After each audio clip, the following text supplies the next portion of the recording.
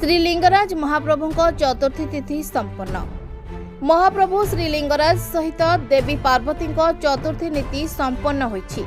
विवाह परे देवदंपति श्री केदारनाथ सहित भेट आलती परे सुसज्जित विमान को विराजमान करथिले। एहा परे हळदी पानी सिंचन करा जिबा परे केदारगौरी मंदिररू देवदंपति मंदिर अभिमुखे यात्रा करथिले। एही शोभा यात्रा देखिबाकू श्रद्धालुंक मध्यरे नाही नथिबा उत्कंठा प्रकाश पाइथिला। सेहीपरि गतकाली संध्यारे देवदंपति को बिंदुसागर को नियाजाई स्नान करा जायतिला। एहा परे अनंत वासुदेव मंदिर नियाजिबा सह भेट आलती करा जायतिला। एहा परे लिंगराज महाप्रभुंको भौणींको घर अर्थात भारती मठ को यात्रा करथिले। सेठारे भौणी कामाक्षी ठाकुराणी सेमानंको गईंठाळ खुलिथिले।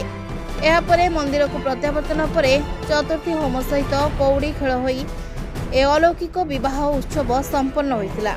सेपरि आज टंकपाणी रोड स्थित प्रसिद्ध मेघेश्वर मंदिर रे श्री मेघेश्वर महादेव एवं मां पार्वती चतुर्थी नीति संपन्न होबार कार्यक्रम रही, जो श्रद्धालुंक मध्यरे नाही नथिबा उत्साह परिलक्षित होइछि।